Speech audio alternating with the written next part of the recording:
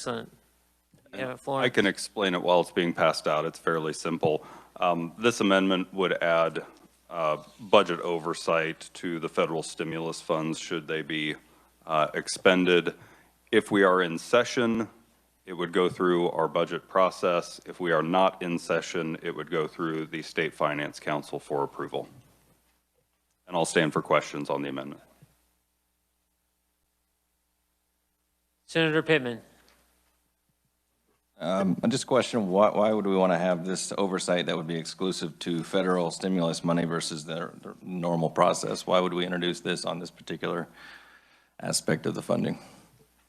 You know, during the budget process, state funds and even federal funds are approved through our budget process. When they are granted outside of the legislature being in session, it's typically a reverse, as in we do it after the fact. So this would just simply put eyes on it beforehand. And we do this with several other bills. You may have seen legislation run through that has these types of amendments on them that require State Finance Council approval when out of session, which is really the primary goal here. Their anticipation is that they'll receive these funds while we're out of session and need to expend them in a certain period of time. That allows for the State Finance Council then to come into effect. Should they receive them during a legislative session, then we would not want to rely on the State Finance Council, and instead they could just simply go through the normal budget process. Senator Dietrich. Thank you, Mr. Chair. I understand the oversight piece, but will that delay any of their ability to expend those funds in a timely manner? Yeah, like I said, usually they have a deadline on them, but that deadline's like end of calendar year, end of fiscal year. So we would always be able to have that addressed prior to those deadlines. It's never, you have 30 days. It's nothing like that. Senator Pittman. In general, I approve the oversight, obviously, but I think I'm going to go ahead and vote for this, but I think that it's an unnecessary step in this circumstance. I think that the Department of Transportation is very good, and they've gone through and prioritized a lot of this stuff, but I'll go ahead and support this amendment. Senator Hawk. Thank you, Mr. Chairman. Just a question for Senator from Saline. Have you run this by the Secretary of Transportation? Does she see this as potentially delaying any projects or activity? We spoke with the Deputy Secretary regarding this. I assume she was speaking for the agency. And no, there's no problem with the timelines on this. Chairman. Senator Pyle. Thank you, Mr. Chairman. I'm just looking at the amendment. Does the senator from Saline, I mean, is it his intent to give, under the Finance Council, the governor does have, if she does not vote for something, it's vetoed. I mean, you realize, do you understand those guidelines that you're giving? Sure, and it'd be just the same as the budget process. The governor has a veto or even a line item veto through the budget process, so it wouldn't really have a It's huge... not, with all due respect, I don't believe it's the same because in the legislature, we have an opportunity to override that veto. Finance Council basically doesn't have that option right now currently. I don't know whether that'll be addressed with KEMA or not, but... So this would be to expend funds. Right.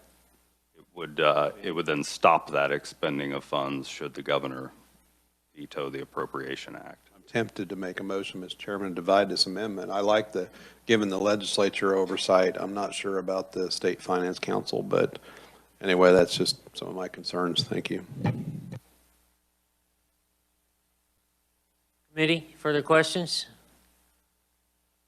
Ready for a motion? Oh, Senator Hawk. I'm sorry. A question for the senator from Saline. In terms of how this might operate, so this could potentially happen, let's just say some of that money came through in May and we're getting ready for sine die. I assume we would have to have a separate appropriation bill to do this since we may have already passed the budget, or are you seeing this as existing omnibus budget bill? How do you see this process potentially being different than the budget? I think we would just put a proviso in conference if that's what was happening.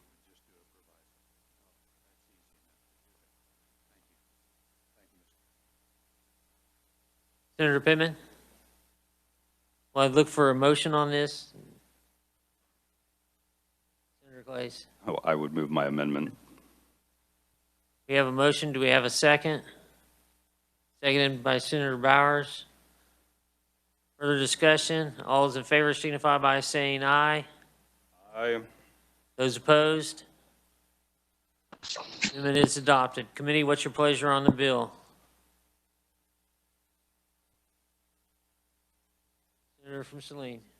There are no further amendments. I move that we pass out Senate Bill 116 favorably as amended. Seconded by Senator Pittman. Do we have any further discussion? Seeing none. All those in favor signify by saying aye. Those opposed, same sign. Bill is on its way to the floor. Thank you, Senator from Saline, for volunteering to carry this bill. Appreciate that. We will now turn our attention to open the hearing on Senate Bill 19. Adam, can you give us a briefing?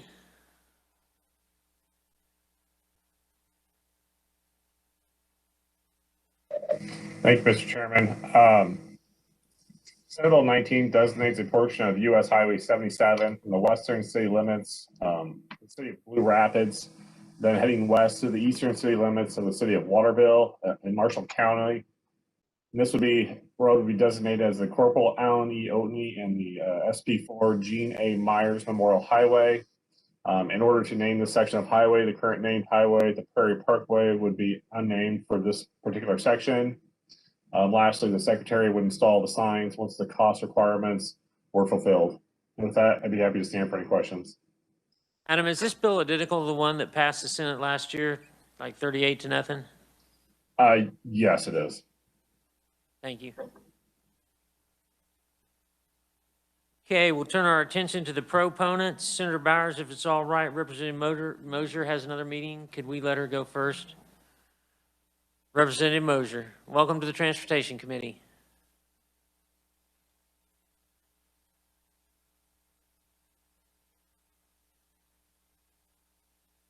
Chairman Peterson, Vice Chairman Clays, Ranking Minority Leader Hawk, and members of the Senate Transportation Committee.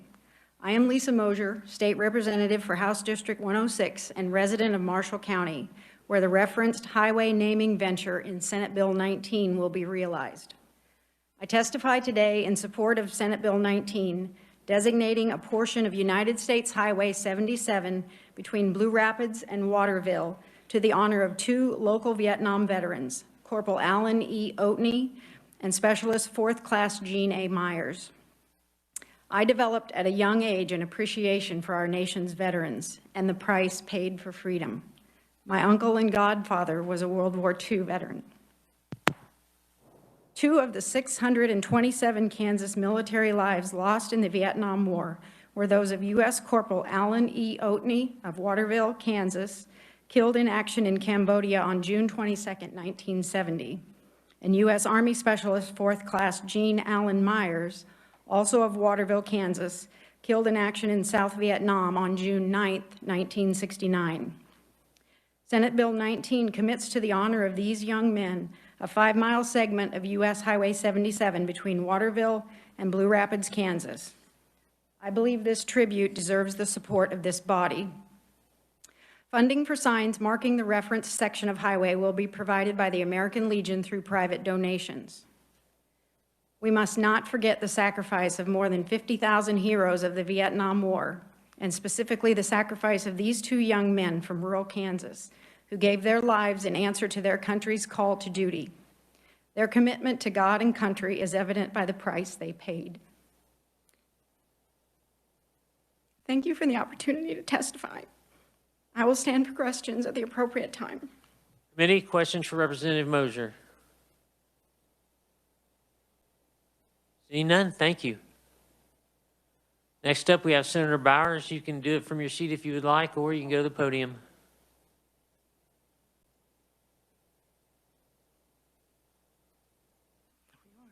Well, good morning, and That was Representative Mosier's first time testifying, and great job. So you have seen this bill before, those of us who have been on the committee. We passed it out last year, 38-0 on the consent calendar, February 18th. Had a hearing in the House Transportation Committee where it didn't get sent out. So it's been around a few years. In fact, in 2019, the former Representative Bill Panbacker and myself received a letter, and I'll introduce my friends behind me here, and from the two American Legions working together from Blue Rapids and Waterville. And this was their idea to rename this 5-mile stretch. And they'll also chat with you about the funds that they've raised already. So everything is good to go on that end too. We do recognize that this is a carve out of the Prairie Parkway, which Adam mentioned. I did have research done on that for my intern last year, if you'd like to see. That was done in 1967. I do want to call your attention to the new testimony, and this is from David Blatt from Pineville, Pennsylvania, and how he has a memory from 52 years ago. I'd like you to read over that sometime, but it sure is testimony to Gene Myers, one of the fellows, about his leadership. I can imagine a redheaded freckled boy from Kansas taking these young people underneath his wing and teaching him what they needed to know, and he was the first up and the first killed in that battle. So if you read through that, that's pretty moving too. I believe that's everything I would like to tell you, because I'd like to have you hear from my friends from Marshall County, Jerry and Janet, and they'll tell you about their plans, how they're working locally, and everything they have set ready to go. Just need our permission. I think this is a simple consent bill again, and with a few more caveats in here that is moving as well. So if it's all right, unless there's any questions for me, I'll probably let the folks behind me take over. Seeing no questions, thank you. Next up we have is Jerry and Janet and Zayas.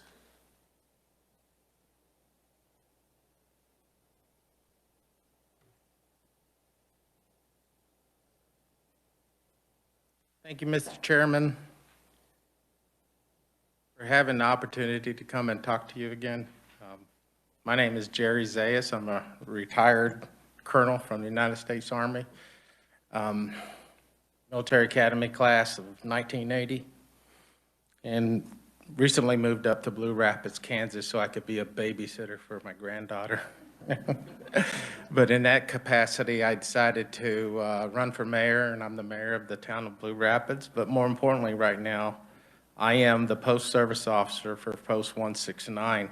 And during this process, it was a while back, we got the veterans together, and we were concerned about naming of things and how do we remember veterans. And obviously, the first one for us was Corporal Alan Oatney, who happens to be memorialized in Valley Heights High School with a plaque there, and his brother, we see every day, Jim Oatney. The other thing that's not noted about Alan Oatney, he did have a son that he never met, Toby, who lives in Marysville, and we see him all the time. And sometimes it's very hard for us veterans to relate to what they're going through. But in this process, the initial thing was to name the highway the Alan Oatney, Corporal Alan Oatney. And all of a sudden, we end up talking to Donna Wilson, and she goes, well, what happened to my cousin? Specialist for Gene Myers. And he was from Waterville, but he got lost in the shuffle because his parents moved to St. Mary's, and that's his home of record when he was killed in Vietnam. But it really brought it to our attention that we needed to let our posterity know the sacrifices that these two young men gave for their country, because a lot of that gets lost in the shuffle, lost with the current events. And we received the endorsement of the school district and the county commissioners and the citizens. We have already raised, I would say, over about $10,000 through different events that we've been hosting, thanks to the Legion Riders, the Patriot Guards, and all them to come help us, so that we don't forget And I will tell you, the reason I'm here is Roger Edwards, the commander that's written that letter to you. He's a Vietnam vet with the Marine Corps, infantryman. He can't make it because of COVID. We lost one member of our post because of COVID. And actually, 2 days before he died, I'm the service officer, and we sent him for a appointment, and that's where they found his temperature and all that other stuff, and he passed away, and it was pretty hard. And John Argenbright, he's also Vietnam veteran, and he can hardly walk. He has a hard time. So with all that, I would like to say this is important to the city of Blue Rapids, to the citizens there, to the citizens of Waterville, and if I may, to the citizens of Marshall County, because we will never forget the sacrifice that they made. And, you know, when I talk to Jim and Toby, I'm always reminded of that sacrifice. And Jim was here last year, and he had a hard time coming, and he couldn't come this time because of the pain of losing his brother. So with that, I'd like to thank you again for the time and invite you all to come to Blue Rapids sometime. I would like to introduce my wife, Janet Zayas. She's also a member of American Legion Post 169. She's a Army and Air Force veteran, but she would like to say a few words too.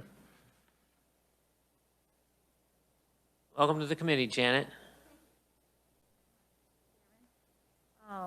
Good morning, committee members. This is not the first time you've entertained us, and so I will be brief. It only emphasized some key points. We all have somewhat different viewpoints on things, and so I bring a little twist to what maybe the male members of the Legion bring. 51 years have passed now. Most of our Legion members are Vietnam-era veterans. We can all agree that it was an egregious war, and the treatment of returning service members was as well. They did not receive the support or gratitude from our people at home, as was the norm of previous wars. The current generation does not have any idea what our service members endured in Vietnam or when arriving home. We must remember so as not to be caught in such a debacle again. Humans have short memories and need to be reminded. Naming this highway creates an opportunity for our communities to inform and remind the current generation of the true cost of their freedoms. It is no coincidence that this highway passes in front of our unified high school, where we have both Waterville and Blue Rapids students. I am a post-Vietnam era veteran, and I want to help right the wrong I saw done to those back then. I want my grandchildren and the community's children to value the service of every veteran and be willing to serve if need be. I want Blue Rapids, Waterville, and the state of Kansas to be known for producing good service members, supporting service members, and caring for veterans. We have done our part with this endeavor, and now we are asking the state to stand with us and pass the necessary bill. Thank you, Mr. Chairman and committee members, for your time and support of our Kansas veteran and our future generations. Thank you. Committee, any questions for the Zayas? Senator Pittman. I just wanted to thank both of you for coming up in person. I know that it's a big journey, especially during COVID. It's too bad the other individuals couldn't be here. I know it's a challenge, and I remember last year, it was very touching to hear the stories of these two individuals. So thanks for advocating for our veterans. Committee, further questions? Seeing none, is there any other proponents? Any opponents? Any neutrals? We'll close the hearing on Senate Bill 19. It is our intention to work that bill tomorrow. We'll get that moving towards the floor. We'll open the hearing on Senate Bill 131. Adam, can you give us a briefing? Thank you, Mr. Chairman. Senate Bill 131 provides for the regulation of funeral processions. It also creates a new traffic infraction for vehicles that do not properly yield to funeral processions, excuse me. Under the bill, section 1 would define funeral procession, a funeral lead vehicle, and a funeral escort. Funeral lead vehicles are allowed under current law to equip flashing headlamps when a vehicle is serving as a funeral lead vehicle. Section 2 would create a new violation whereby a pedestrian or vehicle shall yield the right of way to funeral processions when that procession is being escorted by a funeral lead vehicle or funeral escort. Violation would be a penalty of $20 for failure to yield the right of way. Section B would allow funeral processions to go through intersections when the funeral lead vehicle proceeds, regardless of the traffic signals or right of way provisions. However, funeral processions must yield to authorized emergency vehicles with lights and sirens on. They must yield when instructed by the police. They must exercise due care to avoid collisions. And they must stay within 300 feet of the next car in the procession to proceed through an intersection. Section 3 of the bill requires that processions to follow closely to other vehicles as is practical and safe. Under current state law, drivers must maintain a safe distance. However, this will not apply to funeral processions. Section 3 also requires that funeral procession vehicles display lighted headlamps, tail lights, or flashing hazard lights if the vehicles are so equipped. Lastly, Section 4 provides that cities and counties may require a funeral procession notification to law enforcement. And further, the section allows a city or county to adopt regulations that are not in conflict with these statutory provisions. And with that, I'd be happy to stand for any questions. Any questions for Adam? Seeing none, thank you. First up, we have Senator Pittman.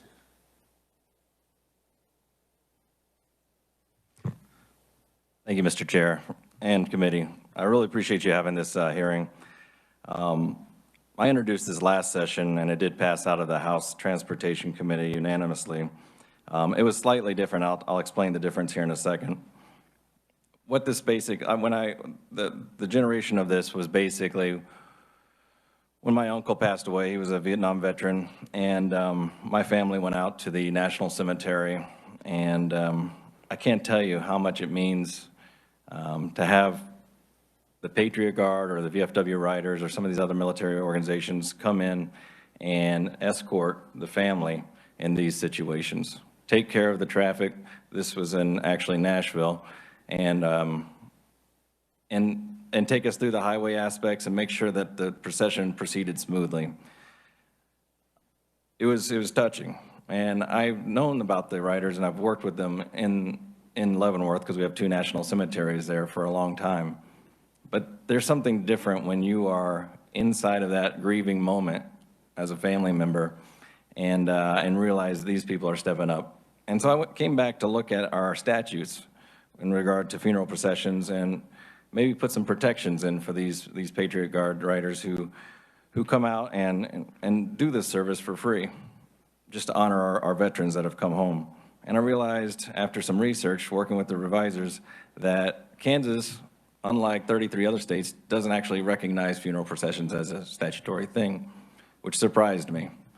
And so working on some of this language, basically I went about saying, oh, let's recognize that funeral processions are a thing, and at least at a minimum, allow the cars that are inside the procession to proceed through, say, stop signs, stop lights, if they're actually doing so in a legal fashion in terms of directing traffic and having an escort.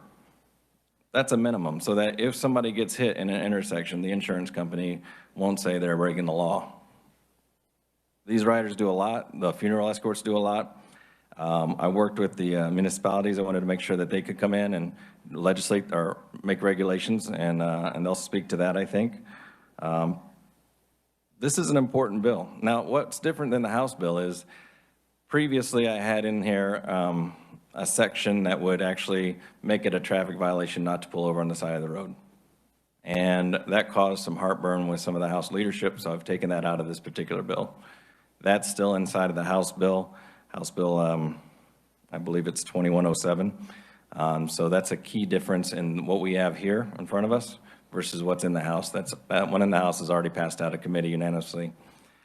I think that it's important to pass this out. I'm going to urge the chair to work this tomorrow. I don't know if we're going to do that or not, but it's important because it shows that we in the Senate have a position on this, and I think this will be more palatable to the House leadership to actually allow it to go to the floor. And this would allow us to have this actually, at a minimum, recognize this for the safety of the riders, safety of the procession. So with that, I'll stand for questions, or I can yield my time over to the people here to speak to this. Committee questions, Senator Cluse. Thank you, Mr. Chairman. Could you just give a little more dialogue on the reason that was taken out of the House bill, the piece about yielding? Yes, you know, the committee wants it in the House. I was over there giving testimony, but when I went to the House leadership last year, they, for whatever reason, they didn't like the idea that we're going to give tickets to the folks that are not yielding and pulling over the side of the road. So I said, let's see if we can get this through by taking that piece out.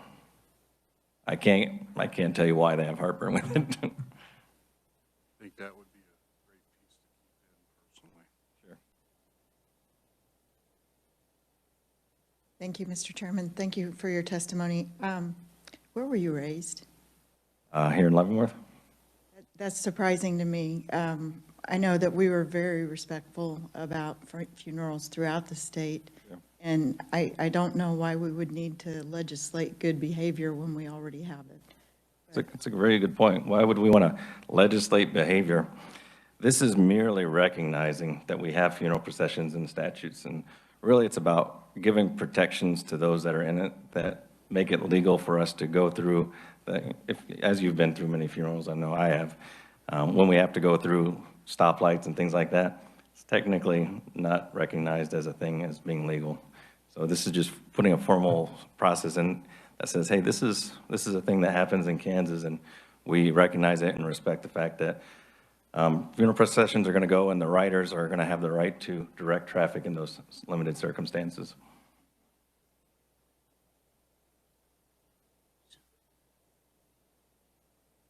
Thank you, Mr. Chairman. Because of my past in law enforcement as a chaplain and hospice, nearly 20 years combined, I've been to hundreds of funerals. Unfortunately, many people don't respect the laws. Many accidents as a result, and I think this is a good thing. I appreciate you bringing it. Any further? Senator Hawk. Thank you, Mr. Chairman. Thank you, Senator Pittman. I'm looking at what Adam put in his brief about Section 2 and the penalty, and then I'm looking at your testimony in the bill. So that's not in there. I just wanted to be sure. The $20. The yield when one is going through an intersection and things like that, I mean, they have to yield the way, but they don't have to pull over on the side of the road. So There's no. So that fine is in your bill. I'm sorry, Senator, I missed Adam Severs. I, doing something late at night and copying I accidentally copied the version on the House side without I wasn't the drafter of this one. So that Section 2 is incorrect for this bill. I didn't pick up on the fact that the fine is not included in this bill. But while it's on the House side, there is no violation or fine included in this bill. So I'll send out a new bill write-up, but my bill write-up is incorrect. Thank you. And one follow-up quick question. You did talk in your testimony about technically if we didn't have this bill, if there was an accident, a person could be found guilty of running a stop sign or a stoplight, et cetera. Right. Okay. Thank you. Thank you, Mr. Any further questions for Senator Pittman? Seeing none, thank you. Thank you, Chair. We'll turn our to next proponent, Pam Scott, Executive Director of Kansas Funerals Association.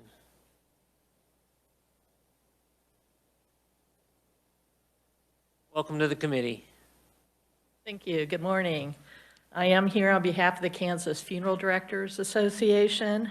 And throughout history, people have shown their respect for the dead by pulling over and giving the family a peaceful and uninterrupted visit to the cemetery. Kansas does have no comprehensive laws, which creates problems. It's on a city-by-city or county-by-county basis usually. If there is any law whatsoever, there's no consistency, and this provides confusion to the public when a lot of people don't know what the rules are right now. Probably the most troublesome area in the state is the Johnson County area where, there's 20 cities in Johnson County, and a procession may go through, 4 or 5 of them that have different rules.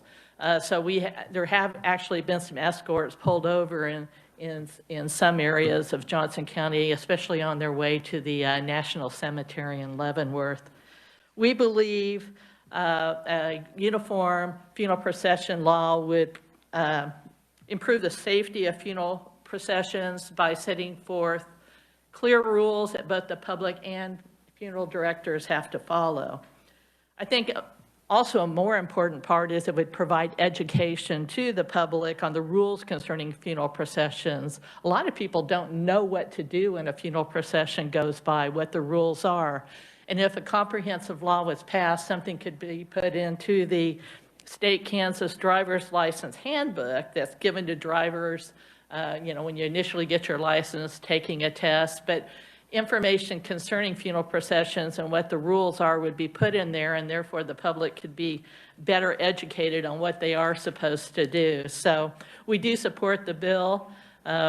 We hope you will help support it also and help us continue the practice of honoring the dead through funeral processions. Thank you. Committee questions? See none, thank you. I have listed under testimony a Lynn Rolfe on WebEx, but I do not see him on WebEx. Is he in the room? Not seeing anyone. Note that we have written testimony from Ed Klump, Deborah Barnes, and a whole list of other folks, including the Patriot Guard Riders and Alan Barnes, a DFW service officer. Are there any further proponents in the room wanting to speak? Mr. Chair, I know that we have 2 folks, Bruce Holmes, who gave written testimony, who's here to speak, as well as Ron Myrtle, who are here to speak in the back of the room here.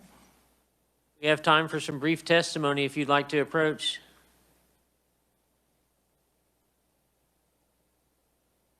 When you get to the microphone, just please state your name and who you're with. We are short on time, though. I won't take long. My name is Bruce Holmes, Holmes, and I'm the state captain for the Patriot Guard Riders in Kansas. So we're divided by state, and I'm in charge of the state of Kansas as far as Patriot Guard Riders are concerned. 2 things. One is to kind of amend your statement about us being very responsible and pulling over or getting out of the way of a funeral procession. That happens in the rural areas of Kansas extremely well. People abide by it, or a military city like Leavenworth, Fort Scott, so on and so forth. The closer you get to the metropolitan areas, the worse it gets. After all, it's 2021, we're all in a hurry. And that's what we see on the highway as I'm on a motorcycle and I see people come buzzing by me. So, and all I'm trying to do is get this person escorted to a decent funeral to see them through the end of their life. The second thing I want to mention is that I don't know if you recall, but there was a rider who was killed in western Kansas, and I believe it was 2019. They were escorting a person that had been killed in World War II, but they were escorting him up to Nebraska, and they went through a corner of Kansas. And it was a motorcycle rider that was killed. It was not one of my guys. It was an American Legion rider, but at any rate, just wanted to say that. And with that, I will stop. I am in complete support of the bill, and I hope you will consider it. If nothing else, it's a help to all of us here. And there's only about 1,300 of us in Kansas, so we need all of them we can get. So at any rate, thank you very much for your time, and I appreciate the opportunity. Appreciate your service. Any questions for me? Committee, any questions? Senator Tyson. Very quickly, thank you for your comments, and I am from rural Kansas, so that probably explains it. The issue I see is with ambulances, too. I wish we could amend the bill for ambulance also. Thank you.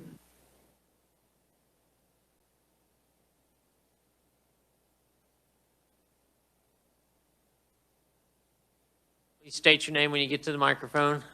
Name is Ron Wortley. I'm from Leavenworth, Kansas, and I'm very pleased to be here today. As someone who stands in support of our veterans, our law enforcement officers, and first responders as they come home to their final resting place, I stand in strong support of Senate Bill 131. I've been a proud member of the Patriot Guard Riders of Kansas since 2008, and I've ridden roughly 300+ funeral missions. Based on my experiences as a ride captain, I have to tell you, there have been way too many instances of our riders having close calls when escorting a funeral procession. I've almost been broadsided by motor vehicles on at least 3 different occasions. This bill could do something to ensure the safety of those of us who are out there on a continual basis honoring our veterans during their funeral processions. While some may not realize the importance of recognizing funeral processions in statute, it is actually a small change that means a lot to citizens like me, especially in Leavenworth, Kansas, where we have 2 national cemeteries and several private cemeteries, where we proceed to on a regular basis, oftentimes without the benefit of law enforcement escort. Without that escort, our lives are put at more risk when we have to complete the escort on our own. I urge you all to consider early passage of this bill.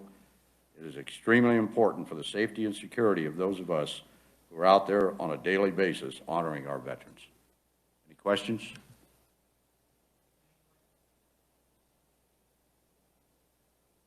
Senator Tyson. Thank you. I would just like to echo, thank you all for your service and everything you do for our state and our nation. And I would like to also comment on your previous comment. By and large, the folks in Kansas, other than, as Bruce said, in the metropolitan areas, when I'm leading some procession in Leavenworth, you'd be surprised the number of people that pull over, get out of their car, either salute if they're prior military or put their hand over their heart. But there are those exceptions out there that we would like you to address so that we don't end up being in one of those processions. Thank you. Thank you. Are there any neutrals wishing to testify? Any opponents? Close the hearing on Senate Bill 131. Turn our attention now to the hearing on Senate Bill 167. Adam? Thank you, Mr. Chairman. Senate Bill 167 would classify certain public utility motor vehicles as authorized emergency vehicles. Section 1 includes motor vehicles operated by authorized persons of an electric or natural gas public utility to be included under the definition of authorized emergency vehicle. As a downstream result of this change, among other things, the authorized emergency vehicles are granted certain operational rights. There are also certain violations for the unlawful passing of a stopped authorized vehicle, the requiring drivers to yield to an authorized emergency vehicle, and also requiring pedestrians to yield to an authorized emergency vehicle, currently in statute.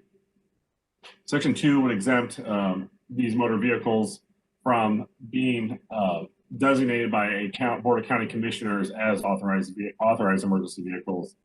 And with that, I'd be happy to stand for any questions. Questions for Adam? Seeing none, turn our attention to the first proponent, Senator Corson. Welcome to the committee. Thank you. Thank you, Chairman Peterson, Vice Chair Clays, Ranking Member Hawk, and members of the committee. Thank you for the opportunity to provide testimony in support of SB 167. I was motivated to introduce this straightforward worker safety measure after hearing from utility workers about the dangers and near misses that they face while doing their already difficult job on Kansas roadways. Indeed, other proponents will discuss an incident that happened right here in Topeka. As last week demonstrated, our utility workers braved the toughest conditions imaginable to keep on and restore our light and heat. Passing this legislation will provide these workers with a small measure of additional protection as they go about their already dangerous job. You have in your packet, and one thing I'm particularly proud of, is that this common sense legislation is supported by the International Brotherhood of Electrical Workers, the Kansas City Board of Public Utilities, Kansas Electric Cooperatives, Evergy, Kansas Municipal Utilities, Black Hills Energy, Kansas Gas Service, Kansas Electric Power Cooperative, Sunflower Electric Power Corp., and Atmos Energy. Thank you so much for your consideration of this legislation, and I will stand for questions at the appropriate time. Committee questions, Senator Hawk. Thank you, Mr. Chairman. Senator Corson, how will I, as a driver, know that that's an emergency vehicle So doing that type of repair? that's a great question. So this is, so essentially what this legislation is trying to do is put Kansas in line with the 20 other states that recognize specifically utility vehicles in what's called these move over law. And so what that would do is require, if you see a vehicle stationary doing a repair during an emergency, it would have the flashing lights on. And so that would be how an oncoming motorist would see it. And then under Kansas's move over law, what they're required to do by statute would then be to, if they're able to change lanes into a lane that's not right next to where that emergency vehicle is pulled over. And if they're not able to, would be to reduce their speed and maintain a safe speed. Follow-up question, Mr. Chairman. So those vehicles must have flashing lights? Right, correct. So these would be, think of the vehicles that you see doing the repairs on down power lines or other things of that nature. And they've generally got the two big lights in front, and those would be, what would be going is the visual signal to other motorists. If they don't have the flashing lights going, then I, as a motor vehicle person, would not then recognize that as an emergency vehicle. Correct. And again, this legislation is specific to not all the time would they be meeting this classification of being an emergency vehicle. It is only in that limited circumstance when these vehicles are being used to conduct emergency repairs on power or electrical lines. Thank you. Thank you, Mr. And I will, again, just note that this is consistent with 20 other states, including Missouri and Nebraska, have taken a similar approach. Thank you very much, Mr. Chair. Senator, you wouldn't be opposed to having an amendment saying that adding on to that while flashing light, while operating with flashing lights? I would welcome the input of other proponents, but I would not. Okay, Senator Pyle. Thank you, Mr. Chairman. If I heard you right, you just stated that this is only for under emergency situations, but I don't see that in the bill. So if you look under, it's in Section 2 in C4. This is on page 2. It's lines 16 through 21. And specifically, if you look at the start of line 19, at the end of line 18, start of line 19, it says, when such motor vehicles are utilized for emergency repairs that are needed on electric utility or natural gas equipment to restore necessary services or ensure public safety. So that's how we tried to specifically get at this emergency situation. Would you consider amending that to while under an emergency declaration? Because anything, I mean, who's going to, based on this language, it's pretty vague, are utilized for emergency repairs? I mean, that could be a one-block area. Right, and I think that's, I would not support that because I think we want to give these utilities the flexibility of being able to go out at 2 or 3 in the morning and repair a down power line, repair electrical outages where there may not yet be and there may never be a state of emergency in place. The idea is to try to protect these folks when they're sent out, if, you know, even if it is limited to just my block or your block or any block, just to give them that extra measure of protection from oncoming vehicles and from other traffic. I guess the question is, Mr. Chairman, who determines the emergency and what those emergency repairs in that area, who's determining that it's an emergency? That's my, I'm concerned about that. I mean, is this something the utility Yeah. just says, oh, we have an emergency over in Topeka right now, and it's, so we're all of a sudden supposed to understand that there's an emergency there? Well, right, and the way we. I'm just playing a little bit of the devil's Oh. advocate here. I'm just saying, These are, I think these that are, needs to be these are defined. welcome questions. The way we did think about that, the way we tried to get at that exact question, which is a good one, was we put to restore necessary services or ensure public safety. So it would be service is out, they're trying to get service back on, or where there was some other public safety need. So we did contemplate that, and that's the language that we tried to address that concern with, which is a good one. I'm just trying to figure out, I'm all for public safety and restoring services. I'm trying to figure out who's going to declare it an emergency, who's making that determination that it's an emergency. Yeah, and again, That's I think what my question is. we would just say an outage would fall under this, an outage, or where there was a public safety issue. Obviously, if there was a downed line or something that you wouldn't want the general public to go near, and you're trying to get folks to cordon that off and repair that as soon as possible. Those would be the two main ones, restoration of service and some sort of a public hazard with respect to like a down line, for example. Senator Cluse.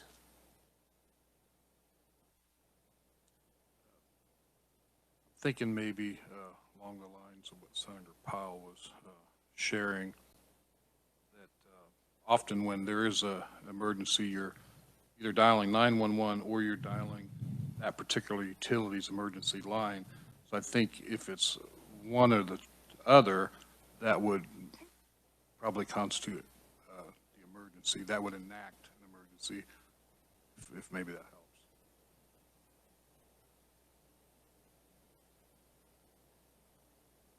Senator Pittman. Just one quick comment, and I appreciate that discussion. I think there might be some idea on the emergency piece, but just note that inside of the actual sections that wreckers, tow trucks, car carriers are also given this designation, presumably inside of the situation where they're on the side of the road. So, you know, there's probably some other areas where we would have a challenge with defining emergency on this, but I appreciate the point. And to your point, Senator Pittman, the current law already covers police, firefighters, paramedics, wreckers, tow truck operators, and car carriers. So this would be just adding these utility vehicles in certain situations to that. Thank you. Next up, we have David Galvin. Thank you, Senator. Welcome to the committee. Chairman Peterson, Vice Chair Clays, Ranking Minority Member Hawk, and members of the committee. Thank you for allowing me time to be here today to testify in support of SB 167. My name is David Galvin, and I represent the International Brotherhood of Electrical Workers, Local 304.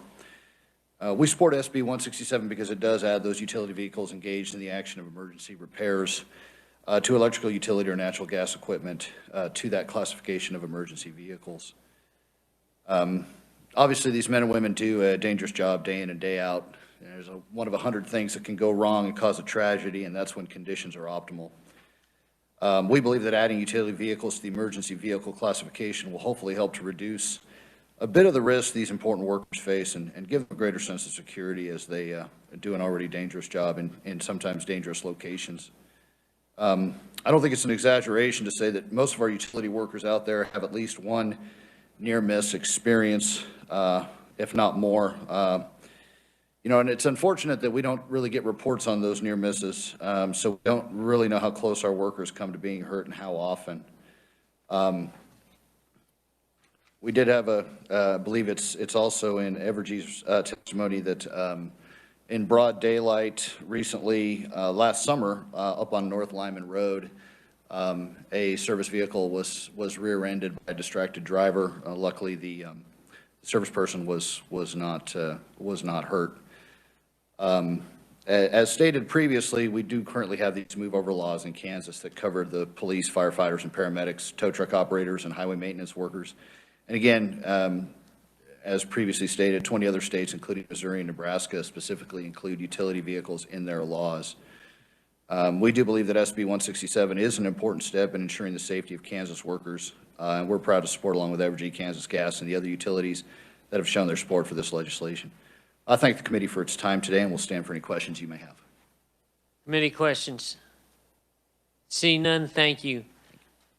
Turn our attention to the neutral opponents, or neutral conferees. Jay Hall.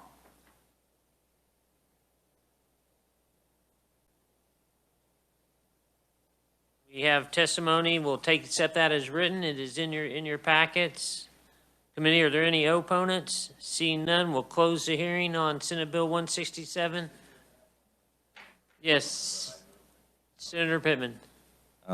Adam, on this bill, when we designate an emergency vehicle, does that mean they can run through red lights? They can go as fast as they want? They can go through toll booths and that type of thing? I'm just curious if that's the full nature, or is it more of an emergency vehicle where we have to give proper kind of clearance when they're actually working on these things? Adam, are you there by chance? Yes, I'm sorry. Yes.